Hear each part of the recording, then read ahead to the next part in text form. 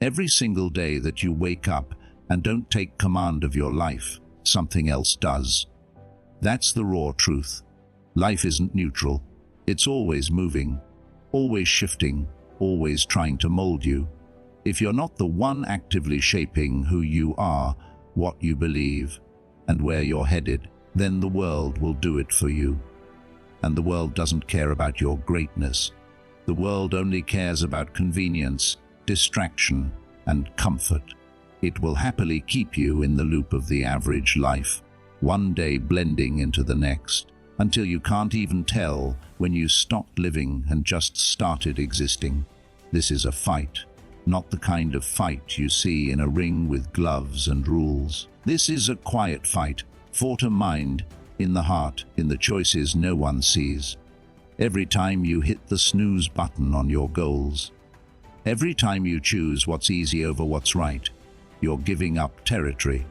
You're saying to the world, "Here, take this part of my potential. I don't feel like protecting it today." And guess what? Life will take it, without asking, without mercy. It doesn't happen all at once. That's the trick. It happens in inches. You skip one workout. You put off one tough conversation. You choose distraction over discipline. And before you know it, your life is no longer yours. You're not steering the ship. You're drifting. Your time, your energy, your dreams, they've been hijacked by your own indifference. But here's the thing, just like the territory can be lost, it can be reclaimed. Not by accident, not by inspiration, but by decision. You have to wake up and decide that this is your life. Your minutes are your property. Your body, your mind, your habits, they belong to you. You've got to reclaim them, own them, fortify them. Because every time you delay, every time you let fear, fatigue, or doubt make decisions for you, you let the outside world plant flags in your inner world. And the longer you wait, the harder it becomes to take that ground back. But the moment you decide, really decide, that enough is enough, everything begins to shift. You don't wait to feel ready. You don't wait for the right time. You don't wait for the mood to strike. You act. Because action is how you reclaim lost ground. Discipline is how you defend it. And vision is how you expand it. You don't need to conquer the world in a day. You just need to stop surrendering. Fight back by showing up for yourself. Fight back by keeping your promises when no one's watching. Fight back by refusing to let your past dictate your present. This is the battleground, and every decision matters. Not because of what it gets you today, but because of what it builds in you forever. Life isn't going to slow down to wait for you. It's not going to stop testing you just because you're tired. It doesn't care if you feel overwhelmed or unprepared. And that's why you have to be stronger. You have to develop the kind of mindset that says, "I may not control everything else around me, but I refuse to let anything take the place of who I'm becoming." That's the standard. That's the level. If you want to break free from the average life, if you want to stop feeling like you're stuck in the same cycle year after year, then stop leaving your life up to chance. Start taking responsibility for every inch of it. The way you speak to yourself, the way you treat your body, the energy you give your work, the respect you demand from the world. It all starts with how you show up in the quiet moments, when nobody's watching, and it's just you versus you. This is how you break out of mediocrity, not with a grand gesture, not with some overnight success, but with a relentless refusal over your life to anything less than your highest potential. Every day you claim your life, you weaken the grip of anything that ever tried to steal it. And that's why you've got to start now, not tomorrow, not when it's convenient.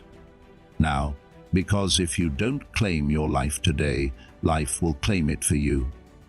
And it won't ask for permission. Comfort is the most dangerous enemy you'll ever face. Not because it announces itself with fire and fury, but because it creeps in quietly, disguised as peace. It whispers, "It's easy. when you're on the edge of progress. It convinces you that rest is deserved, not because you've earned it through growth, but because you've grown tired from simply being awake. It promises you security, all while robbing you of strength. And the most dangerous part, it feels good. But what feels good is not always what builds you. What's easy doesn't stretch you. And what doesn't stretch you can't transform you. That's why comfort is so deceptive. It doesn't come with pain. It doesn't challenge your ego. It doesn't call you out. It just seduces you into believing that what you've done so far is enough. And the moment you start believing that, you stop pushing. You stop evolving. You stop being a threat to the version of you that wants to stay average. See, comfort will never challenge you to rise. It will cradle you where you are and call it happiness. But that's not happiness. It's stagnation. There's a difference between being content and being complacent. One comes from a place of strength, the other from fear, and most people live their entire lives confusing the two. They build routines that never challenge them. They surround themselves with voices that never call them higher. They live inside invisible fences built from soft choices. Every time you avoid discomfort, you strengthen the wall that keeps you from your potential. Think about that. Every excuse to skip the hard work, every time you choose convenience over temptation, every time you run from fear instead of facing it. That's comfort working its magic. It's not saving you. It's stripping you of your edge. And that edge, that's where your power lies. You weren't built for ease. You weren't wired for soft living. You were made to fight, to stretch, to fall and rise again. Discomfort isn't your enemy. It's your fuel. It's how you know you're growing.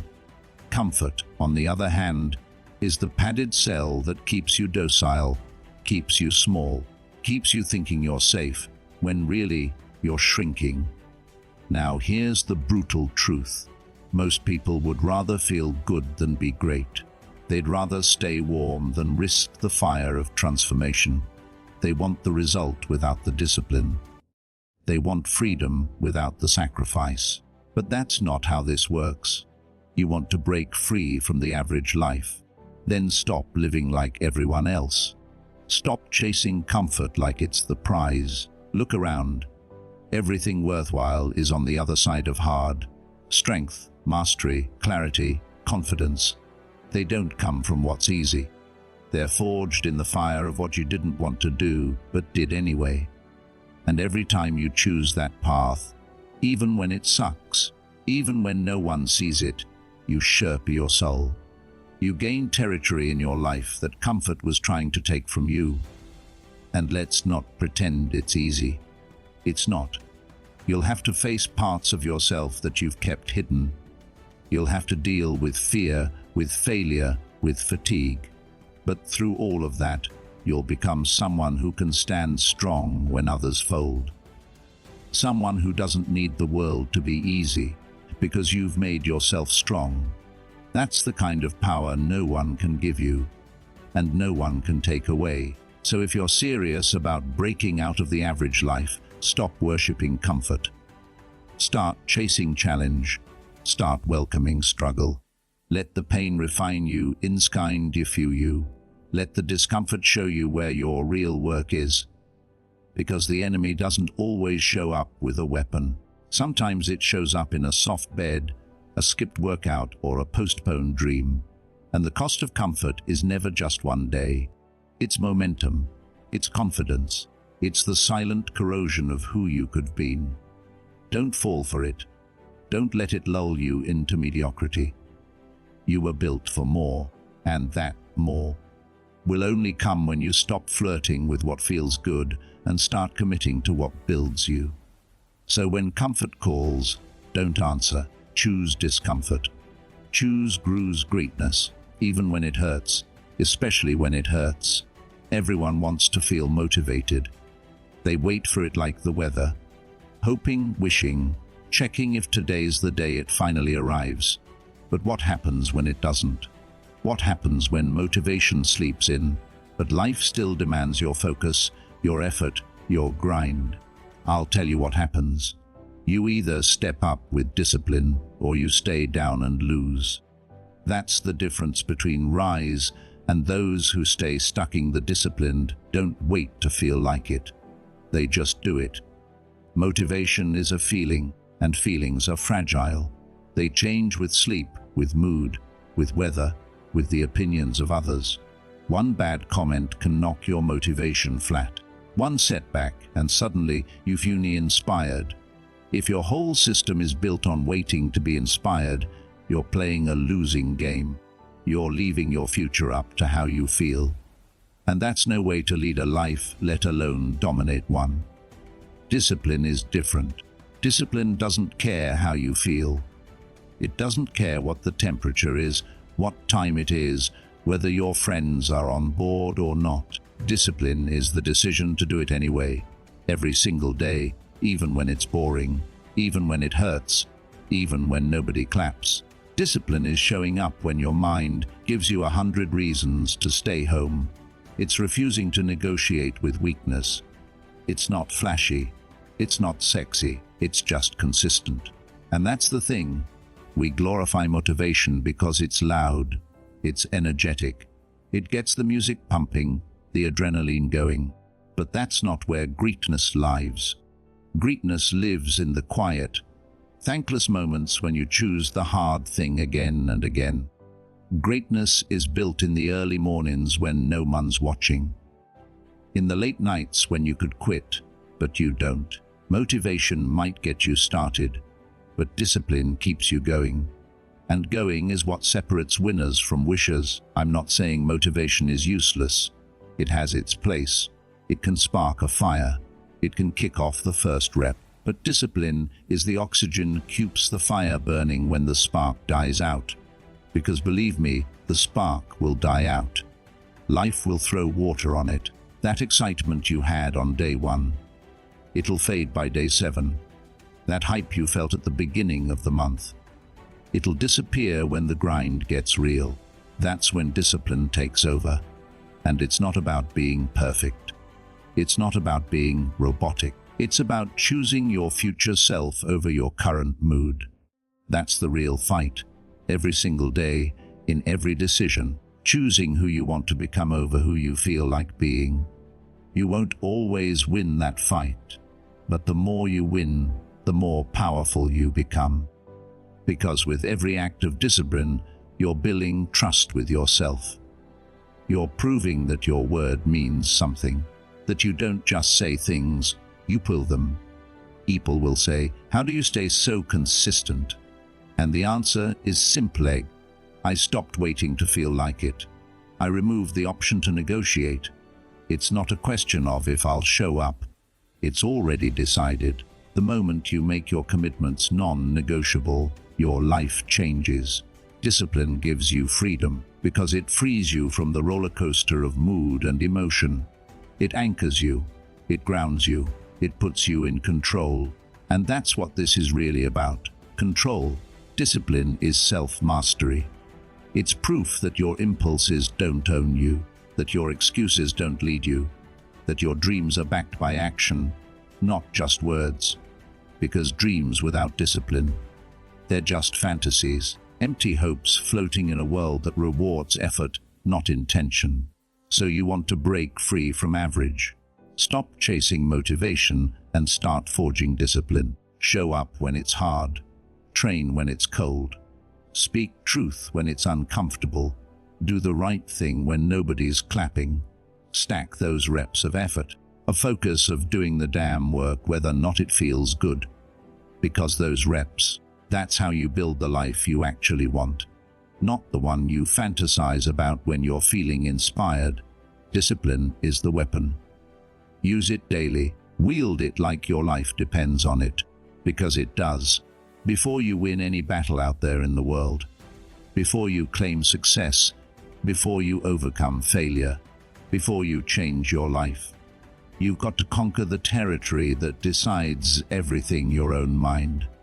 That's the battlefield. That's the first frontier. And until you take control of it, everything else will feel like you're climbing uphill in chains. You can't command your habits, your goals, or your direction until you first command your thoughts. We talk a lot about discipline, success, and breaking through limits, but none of that is possible if your mind is undisciplined. An undisciplined mind is a traitor inside the walls. It whispers doubt when you need courage. It stalls with excuses when action is required. It distracts you with comfort when discomfort is the only path forward. And worst of all, it convinces you that you're powerless, when in truth your power begins the moment you learn to control the voice inside. See, your mind will reflect whatever you feed it. If you feed it weakness, it gives you hesitation. If you feed it negativity, it returns anxiety. But if you feed it structure, purpose, clarity, it becomes a weapon. Most people don't lose the fight because they weren't capable. They lose because they gave up in their head before they even started. They rehearsed defeat before they stepped onto the field. They listened to the noise instead of mastering the signal. That's the difference between those who rule themselves and those who are ruled by everything outside them. You don't train your mind by hoping it gets stronger. You train it by forcing it into discipline. Through repetition, through challenge, through choosing the harder path even when the easy one is whispering your name. You build mental resilience the same way you build muscle, by putting it under stress, under pressure, and refusing to fold. You sit in the discomfort long enough, and eventually it becomes normal. That's the process. You want clarity in life. Quaint cues in your mind. You want to be unstoppable. Stop letting every fleeting emotion dictate your next step. Emotions are real, but they're not reliable leaders. Your emotions don't ask what's best for your future. They ask what feels good right now. That's why discipline isn't just physical. It's psychological. It's about taking the steering wheel back from the impulsive, reactive part of your brain and handing it to the part that sees the bigger picture. And make no mistake, this isn't something you do once and it's done. Conquering your mind is a daily war. Every morning when you wake up, the enemy is already there. Doubt, laziness, fear, excuses, distractions. They don't knock. They don't ask permission. They're already in the room. So the question is here, are you going to sit there and let them lead your day? Or are you going to step in, take hold, and silence every voice that doesn't align with your vision? One of the biggest lies we're told is that peace comes from avoiding challenge. It doesn't. Peace comes from owning your mind. When your mind is ruled by fear, life is chaos. When it's ruled by purpose, even chaos becomes manageable. You want to feel free? Control your focus. You want to stop being a slave to your environment, to other people's opinions, to the ups and downs of life. Rule your mind first. And yes, it's hard. Of course it's hard. You've been conditioned to react, to compare, to chase distractions, to seek comfort at all costs. But every time you interrupt pattern, every time you sit in silence instead of seeking stimulation, every time you choose self-control over impulse, you're reclaiming territory. You're proving that this mind, this instrument, belongs to you and not the world. This is how warriors are built, not by avoiding weakness, but by facing it head-on, taming it, mastering it. A powerful mind doesn't need perfect conditions. It creates clarity in the middle of chaos. It pushes forward when everything says stop. It knows the mission, and it doesn't get sidetracked by every little emotional detour. So if you really want to live with power, if you want to break free from the average, the ordinary, the wasted potential, you start with the mind. You discipline the thoughts. You command the attention. You build mental armor not just for show, but because this world will test you. And when it does, you'll either rise with control or fall with excuses. Conquer your mind, and the rest of your life will follow. When you decide to raise your standards, when you make the choice to evolve, to grow, to stop living the same tired loop. Don't be surprised when your old life fights back. That resistance you feel when you try to level up, that's not coincidence. It's the gravitational pull of your former self trying to keep you exactly where you've always been. And let me tell you, it's not gentle. It's seductive, familiar, and persistent. It doesn't show up as a screaming enemy. It whispers with comfort, nostalgia, and fear of the unknown. Your old life isn't just a set of routines. It's an identity. It's who you used to be. It's how people used to treat you. It's the stories you used to tell yourself. And when you start rewriting those stories, when you stop making excuses and start setting higher standards, you threaten the entire structure that your past was built on. That structure will not collapse quietly. That's why the moment you raise your standards, everything you've outgrown suddenly starts pulling you back. Friends who preferred the weaker version of you, habits that only existed to numb your potential, environments that demanded nothing but your mediocrity. All of it will come knocking again, not because you need it, but because part of you is still connected to it. See, growth creates friction. The higher you aim, the more resistance you'll feel. Not because you're doing something wrong, but because you're stepping into a new realm. A version of you that no longer fits the mold you used to live in. And people, patterns, and places from your old life, they notice. And they don't always like it. Your elevation confronts their stagnation. Your discipline confronts their comfort. Your clarity confronts their confusion. And sometimes, even your progress becomes a threat. You need to understand this deeply. Your old life will beg you to compromise. It'll offer you just one more night of distraction, just one more excuse, just one more reason to stay sore.